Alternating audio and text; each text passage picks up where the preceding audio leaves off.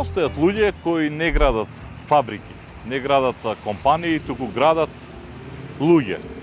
Луѓе кои оставаат дела, кои оставаат трага во срцата на децата, наставниците, родителите. Дами и господа, добра вечер. Добродојдовте во уште едно издание на Мојот пат до успехот. Имам чест да ви ја представам мојата гостинка која што има неверојатна биографија, која што е посветена на просветата, на образованието, на создавањето на или градењето на луѓе. Незиното име е Наде Молеровиќ. Повеќе од 3 децении е дел од просветата, беше дел од просветата, повеќе од 3 децении создаваше дела, создаваше деца, на кое што веројатно е горда. Одиме и се наоѓаме со нејс. Наде Молеровиќ, моје почитување. Ви благодарам Како многу. сте ми? Прекрасно. Ви благодарам на најавата, ви благодарам за поканата. Па затоа реков, има луѓе кои не создаваат фабрики, не создаваат компании, има луѓе кои што создаваат дела, кои што создаваат луѓе кои, како се вели тоа, не играат, туку се и сочувствуваат и со деца, и со родители, со наставници. Драго ми е што сте дел од овој серијал Мојот пат до успехот, неверојатна приказна, дама, жена која што постојано се бори кога е во прашање образованието и никогаш не сте уморни. Па, тама работа, кога нешто сакате, вие дополнително добивате сила. И сега, бидејќи ќе говориме за вашата биографија, за Подвис, тоа е село Кичевско, првото училиште каде што се учело на македонски јазик. Може ли да говориме и за вас? Вие веројатно не сте само она насмеана Наде Молеровиќ. Апсолутно. Сигурно животот и патот до успехот не бил послан со рози. Како велите во еден момент, Мишко, тој духовниот дел да знаеш, ништо се сум поминала. Ништо се поминавте, Молеровиќ. Па, големи предизвици после распаѓањето на новата, на старата држава, градење на нова. Јас во тоа време веќе бев мајка на 2 деца, мажена, сопруга кој работи, кој што остана со несигурна работа. Во еден период решивме да отвараме бизнис, бутик да правиме, па продадовме стан со една идеја да бидеме бизнисмени, да инвестираме за нашите деца да имаат некако добра имина. Меѓутоа, очигледно не сме биле добри бизнисмени и ете тоа све наеднаш се го изгубивме, затоа што имавме некаква идеја да направиме некој бутик што ќе личи преубаво со прекрасен интериер. Значи многу повеќе од она што ние го заработувавме, меѓутоа нашата неукост финансиска, можам слободно да ја кажам, ние доведе до еден таков финансиски крах и ние буквално изгубивме и стан, изгубивме и дуќан. Меѓутоа не бевме воопшто, како да ви кажам, поминавме еден период кога викам, Боже, што ќе правиме сега? Како се вративте? И потоа сопругот нешто почна да рече ќе возам јас приватно, меѓутоа работеше во Градежен институт. Ја напушти после и он таа фирма, нели, во интерес на бизнисот да го работиме, немаше што каде, 2 деца во училиште и реши да вози такси како и сите во тоа време. Нешто приватно почна да работи, значи се мачеше и тој бараше да увезува прашаци, чекај сега ќе увезуваме ова, ќе се занимавам со трговија. Значи многу обиди каде што во текот на денот Мишко сме биле со многу рестриктивни, лимит ограничен буџет кој што недостасува, 2 деца мали во училиште, И се ова без децата да приметат веројатно, така? Не смеа никако да приметат децата. И ние, знаете што, во тоа време, како велиме, тоа ми се случувало, да, меѓутоа која ми беше мене светлата точка. Мојот сопруг е многу реален, да не речам, не е песимиста, него многу е пореален. Јас носам розови наочари секогаш во животот, сум носела рози. Секогаш сум ја гледала во секоја таа некаква нели неуспешност, мора да излезе нешто што ќе биде успешно. Тоа била мојата филозофија. Не ме учил никој, меѓутоа тоа само ми доаѓало. И во тој период беа војните во Босна. И јас му вика, он вика, ете, изгубивме дуќан, изгубивме стан, видиш она правиме како ќе биде, како ќе биде. Ја вика, миле, па гледај што има во Босна и Херцеговина, луѓето имаат куќи на 3 спрата, им го нема семејството, им ги нема деца, но немаат, изгубиле се. Па ќе преживееме, еве ние децата ги имаме, па ќе биде. И фала му на Бога, постепено јас после 14 години добив работа како професор тој се стабилизира со својата работа, трговија, градежништво, работеше нешто дополнително. И полека почевме. Меѓутоа имавме еден период каде што бевме излажани од лажни, како да ги кажам, организатори на добивање на виза, пошто кога сте во едно такво сакавте да бегате од државата? Сакавме да си одиме. Брат ми живееше во Австралија, моите родители тука. Јас секогаш сум се ломела како јас сега да ги оставам и моите родители, а додам уште ја, ако отидам па моите родители ќе страдаат. Знаете, женското секогаш повеќе така размислува. Еднаш кога дадохме околу 2000-3000 рекоа ќе ни дадат виза за Австралија, пропадна, парите го снема човекот во Словенија, отиде, ние тие што ги имавме ги изгубивме.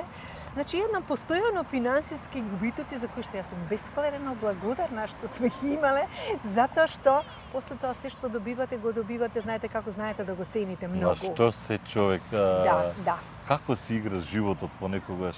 Да. Тоа е чудо и некојаш време и време треба да помине за да сватиш, а се нешто што се случува има зашто се случува. Има зашто. Значи јас сум санувала Значи вие не сте требале да дојдете во Австралија. Не, па еве го. Значи како ви викам, од толку многу нели зошто некои работи не се случуваат.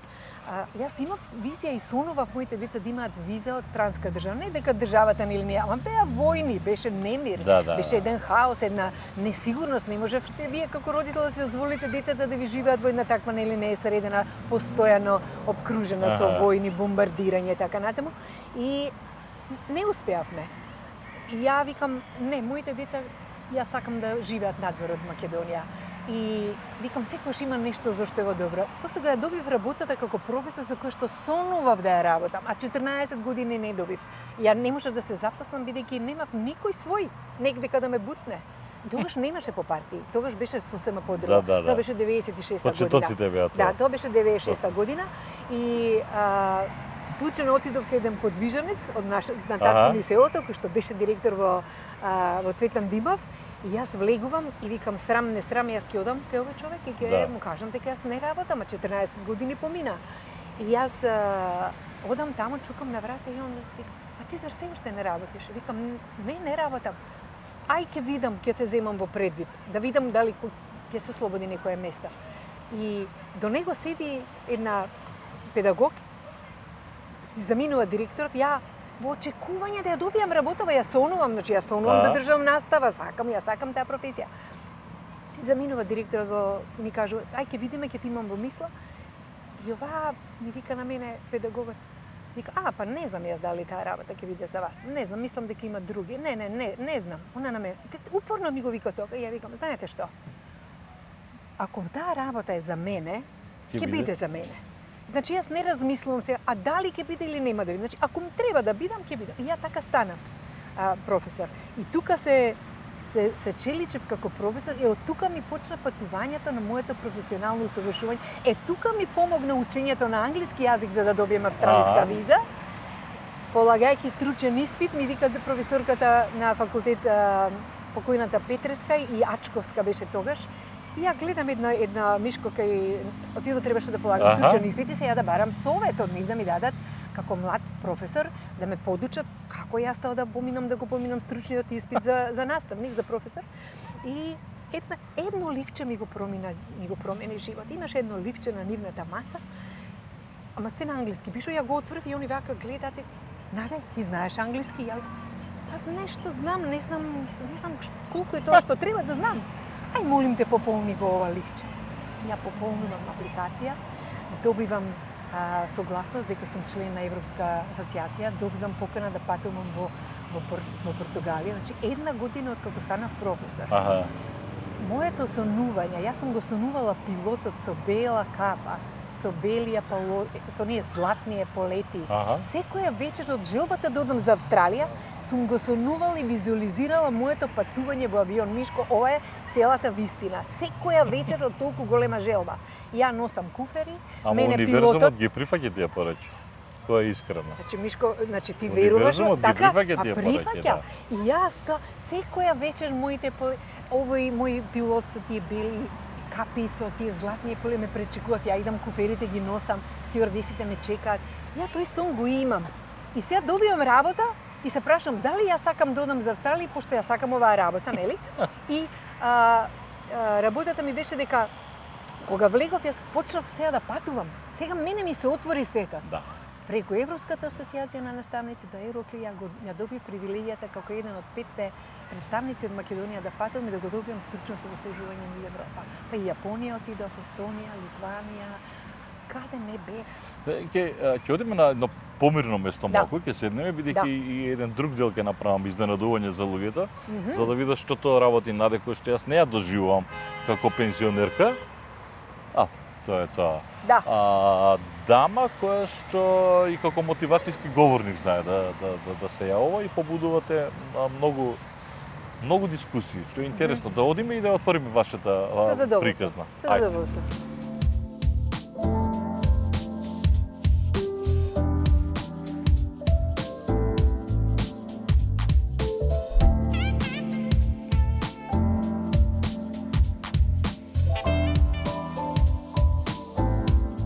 Историчар по вокација и ова мислев да го оставам за крај, ама ќе продолжам со него. Што прави еден човек кој што е целиот свој живот го посвети на учење и на создавање нови генерации, еден мал милион прирачници за тоа како треба да изгледа еден час, еден символ, јас ќе кажам, ако ќе кажете Наде Молировиќ, символ на тоа како треба да изгледа наставник, директор, професор, воспитувач, како сакате, одите во пензија, не мирувате. Што е ова побог? Точно тоа, Мишко, јас сега вака кога ги гледам си викам, Боже, зар ја вие ги направив? Јас ова го имам видено. Да. Оние боенки за возрастни, за психолошко растаретување или за смирување. Мене ова на тоа ме потсеќа. Наде Молировиќ, Да. 2025 Виетнам. Да. Колку вакви слики имате? Па во моментот имам негде преку 30-тина. Опа, вие сте спремни за изложба. Па спремно сум, еве се надевам дека крајот на јуни ќе правиме некоја изложба, така веќе договорат, затоа што почнав многу ненадено, јас цел живот сум си посакувала кога ќе одам во пензија, иако не го сакам тој збор пензија, значи сакам да биде како една доба на влијание го викаат. Западњаците и светот понапреден, каде што многу повеќе се вреднува човечкиот капитал, не дека заминал во пензија и сега веќе престануваш, готово ти не си корисен за општеството, туку викаат ти си во најубавото време во добата на златното доба на влијание. И јас бидејќи стварно не сакам да бидам некој кој што животот туку така ќе ми заврши сега со пензионирањето. Ама и не треба така да биде. Ма не, апсолутно И не не. го доживуваме ние така. Ова е навистина е најубавиот Јас искрено кога кажав Наде Молировиќ во мојот пат успехот, леле. А многу луѓе ми велат, зашто не ја снимаш Наде Молировиќ? Ова многу ви благодарам навистина. Што е ова? Што е инспирацијата на ова? Мишко, јас колку живци треба да имаш ти за ова е се пипкано вака? Све е со рака, све е рачно, све е со слободни движења, значи линиите се слободни и тоа е буквално еден, јас отпосле открив дека всушност ова било neuroscience art, што значи невроните кои што се кај нас во мозокот, буквално некако треба така да личат. И сето она што ние го правиме во животот, учиме некои нови нешта, тоа се новите патеки. Фактички, кога почнав ова да го работам така, навистина спонтано, и си ја следав само раката како се движи и знаете, после излегуваат форми, јас сакам да си играм со бои, па детали, па ситници и туку почнувам да гледам дека ми излегуваат очи, викам, еве го просветлувањето, еве го будењето. Тече енергијата, Мишко. Ја чувствуваш буквално, значи ништо не размислуваш, туку вистински си присутен во моментот додека ја тоа цел ден го работам и знаете како, просто едноставно како што се движи тоа, па си ги правам деталите, и цело време мојата енергија е тука и ова е всушност еден енергетски мој производ. Молив овој тоа е како така? акрилни бои се тоа. Акрилни, а и ова? Тоа се све овие рапитографии, порано што ги користеле учениците во средно училиште. Колку живци имате вие за ова да го направите? Па имам, тоа е трпение и трпението се вежба и трпението е вештина, Мишко.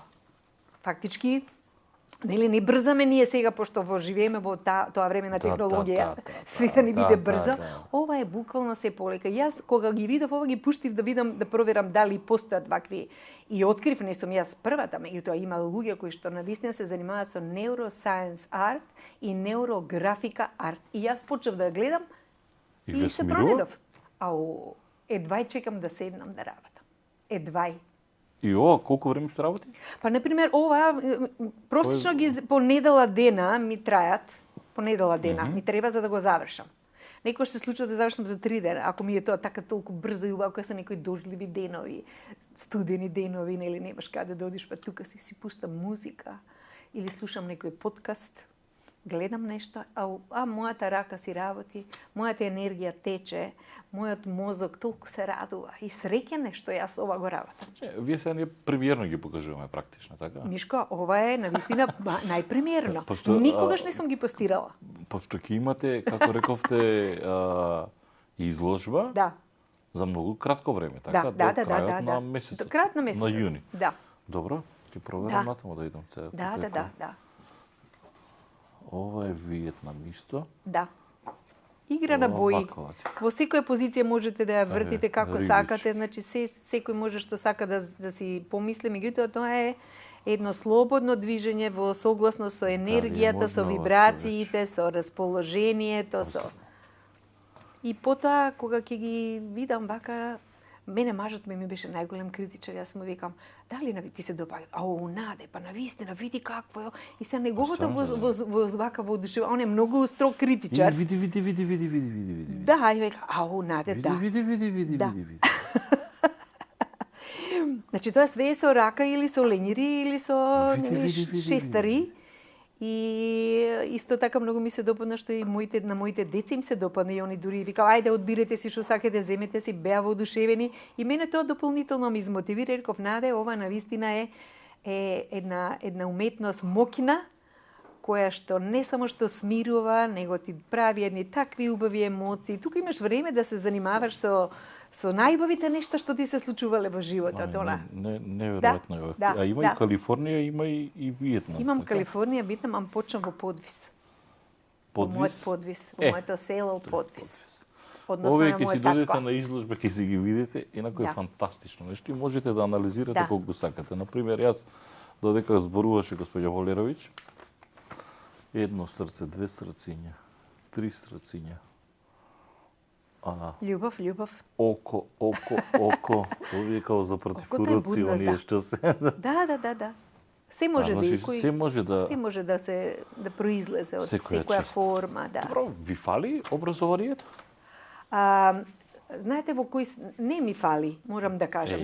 Не ми фали во смисол да бидам присутна на настава, на часови, во тој поглед не ми недостасува. Затоа што сега имам слободата од оваа страна да можам да го дополнително тоа што сум сметала дека недостасува во образование, а јас сум го работела и како наставник и како директор, сега се обидувам од овој аспект да придонесам и нели да ги споделувам моите искуства и да мотивирам и да на еден начин покажувам еве како јас го гледав образованието и зошто го завршив како наставник кој што навистина цел живот живеел за образование и кога ќе спомнете името образование, да, мене ми недостасува.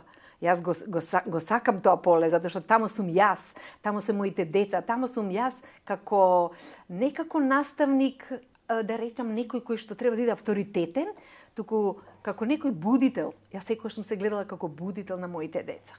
Она емоционална интелигенција, она зашто ни недостасува највеќе, нели ние го имаме знаењето, ама ги немаме да го разбереме детето. Немаме однос кон децата, немаме однос кон бројки во дневникот. Катастрофа.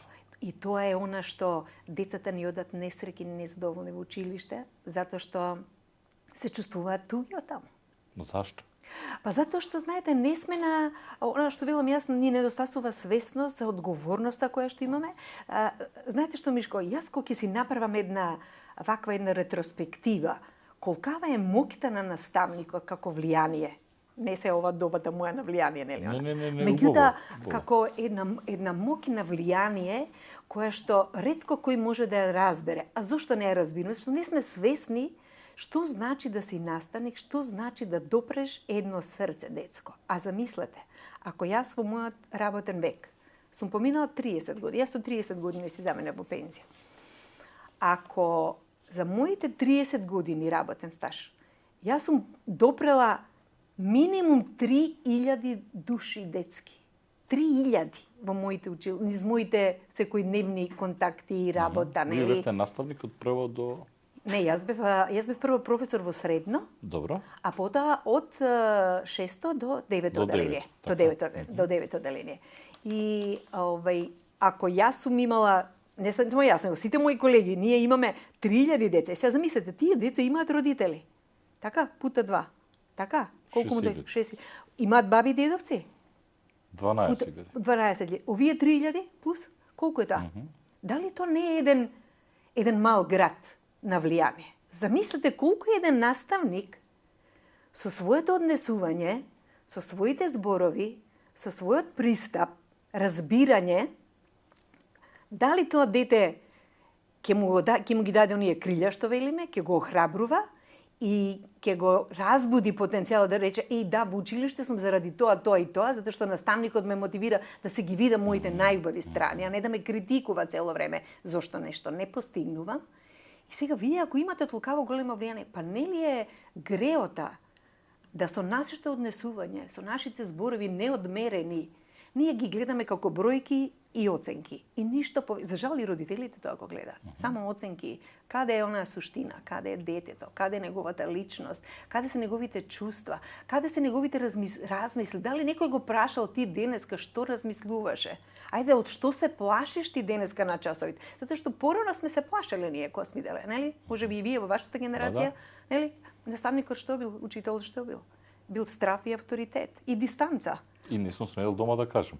Ако не дај Боже наставникот ми искара или учителот. Тоа сте го доживеели или вие, те така? прати во лошо ќоше. И сега ти не смееш да кажеш дома, го викаат родителот. Не, затоа што сме имале страф.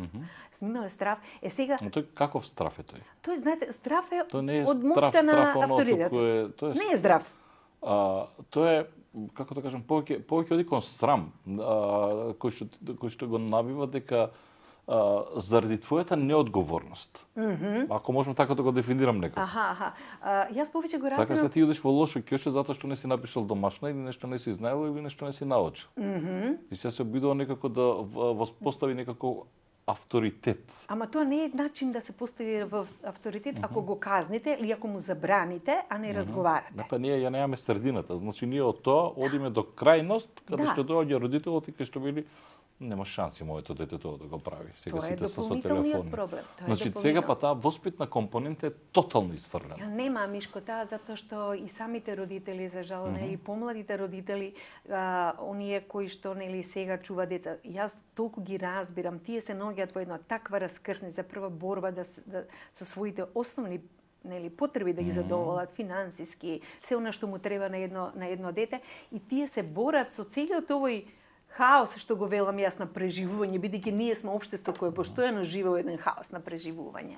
И тие се борат и во една таква борба децата се пропуштени сами на себе, не се видливи. Јас често пати тој збор го потребам. Значи, нашите деца и во училиште не се видливи. Нашите деца се безкласни. Дома исто секоја чест има каде што родителите на вистина се фокусот им е во развој на детето. Ние говориме за грото, не говориме за исклучоците. Исклучоци има, да. но меѓутоа грото веројатно не го прецепираат и своето дете онака како што треба. И мене ме нервира моментот каде од 25 деца не може сите да бидат скроз одлични. Не може. Прво е неправда кон оние вистински скроз одлични. Апсолутно да. Да. И Мислам, второ, ради вие реда. барем точно знаете. Еве го сега е кој крајна година, школска година. Јас сум уведен дека пиштат телефони по професори за кревање на оценки заедно со друго. Знаете како, Мишко, јас мислам дека малку ние како држава, како општество, бидејќи направивме таква политика да децата мораат само со петки да се запишат негде. Значи ние не ја гледаме суштината, туку ја гледаме само формата. И формата е оценката. А целата суштина на детето кое што нели ние треба да го полниме не со само репродукциски знаење, меморирање, тоа веќе го има во овој свет на нели современа технологија и знаење на една светска библиотека што имаме на располагање. На децата не им требаат предавачи на знаење, затоа што тие ги има. Тој може лесно да најде било каков податок. Него што му треба? Некој да го разбере, да го праша, да го сослуша и едноставно да почувствува дека јас на некого денеска му значев. Некој денеска ме праша, како ти се чувствуваш што ја доби денеска тројката? Ама немаат време ни наставниците. Зошто? Затоа што и тие се во еден цело време во една трка на мора да заврши со предавање, мора да го заврши материјалот, мора да пишува администрација, мора да дава извештаи, мора да се среќава со родители. И сето тоа што мора, нема онаја пушти го ти наставникот, тој самиот да си го да го тера процесот на образование, на воспитание повеќе, затоа што тоа е денеска она што на децата им недостава. Нашите деца се безгласни. Ја највеќе сум се борела за нивниот глас и сум ги мотивирала на моите часови секогаш да го критички да зборуваат. Јас велам дечки, јас ја кажувам историјата како ја пишува науката. Значи, оваа страна е нашата што ја гледаме, меѓутоа замислете, имате и различни нации, имате различни држави, луѓе со различни култури и сега вие не можете кога ќе се најдете надвор во контактите со децата од вашата возраст да стапувате во конфликт, во обид да докажувате чија историја е чија. Дали ме разбирате што сакам да кажам? И вика, значи, јас ви давам само едно размислување, дека секогаш има неколку страни на нештата. Значи, вие те интересира Александар Македонски или те интересира било која историска личност, историски настан, да го имаш пристапот на критичкото размислување. А тоа што значи? Ме интересира како се водела Втората светска. Дај бе, ќе истражам, ќе видам што се случи. Па јас самиот ќе си донесам одлука што и како е. Значи, сум ги терала самите да селектираат и ја најчесто сум вика, јас ги терам да не им ја предавам историјата како предмет, него начинот на размислување како да ги гледаат и разбираат сите светски историски процеси кои што се случувале. Па многу често сум им ги ставала да бидат во улогата, биди Хитлер.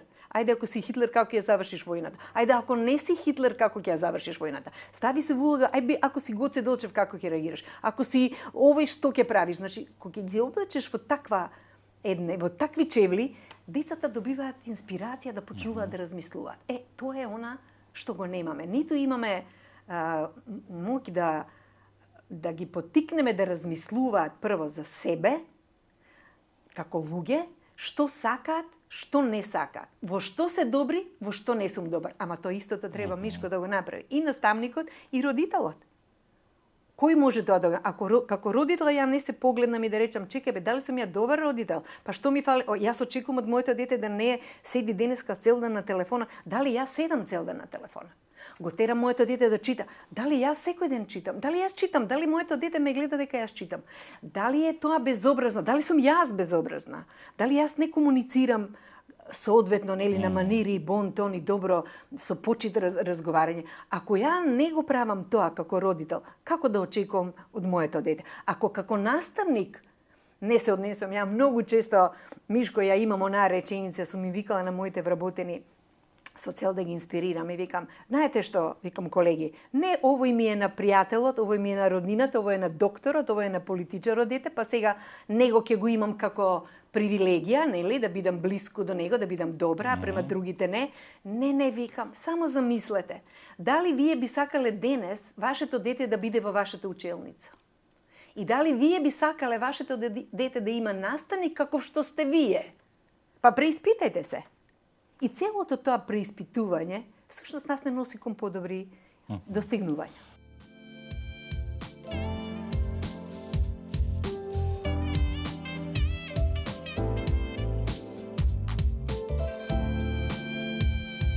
Мит или вистина? Да. Историјата вистина ја пишуваат поведниците? Па така звучи денеска, а логично е дека тој што е помоќен дека ќе си направи во своја корист,